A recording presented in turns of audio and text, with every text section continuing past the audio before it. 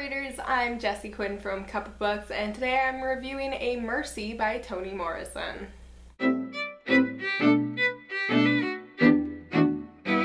A Mercy by Toni Morrison is a historical novel that takes place in the late 1600s, back when the slave trade in the Americas was just in its infancy. This novel follows the experiences of 4 different women living in the same household of an Anglo-Dutch trader named Jacob Verark. 2 of these women are women of color who have been brought into slavery. Lena, a Native American woman, and Florence, a black girl who was once living on a plantation with her mother and was sold to Jacob Verark. There is Sorrow, a white girl who was the only survivor of a shipwreck off the coast who gets brought in to act as a servant in addition to Lena and Florence. Then there is also the white European wife of the household who came over to the Americas as part of an arranged marriage to Jacob Verark. Arguably what I found the most interesting about this novel was the time period. I think it's a really unique point in history. This novel explores not only the infancy of the slave trade in the Americas, but it also explores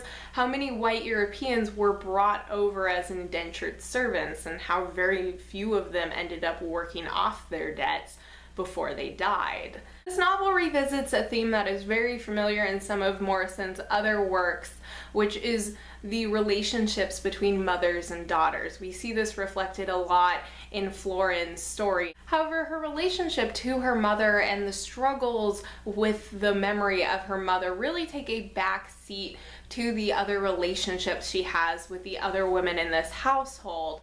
As always, Morrison writes her characters as very multifaceted, and the relationships between these characters are incredibly complex. We get to see how these women try to get along, sometimes do, but at the same time feel themselves distant from each other because of issues of class and race and whether or not they are free or whether or not they are slaves. I've always admired the way Toni Morrison is able to play with perspective and narration in ways that other writers could never pull off, and yet she pulls off so flawlessly. In A Mercy, different chapters follow different characters and the narration reflects that. It's certainly a dense novel, and despite being as short as it is, there is a lot to take in, but really, I have never seen the need to rush through one of Morrison's novels. My only significant complaint about A Mercy is simply that I found the story to be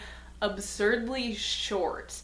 The last chapter in particular just felt so abrupt when it appeared. I did not expect it to end when it did, and there was so much that I felt needed to be said that wasn't, and so much more to particularly Florence's story. I just couldn't believe that there wasn't another 100 pages to read. I rated A Mercy 4 stars out of 5 on my Goodreads account, despite its brevity and the fact that I really feel it needed about 50 more pages to thoroughly complete its stories. I did really enjoy this one, and I would highly recommend it if you're looking for a poignant historical read.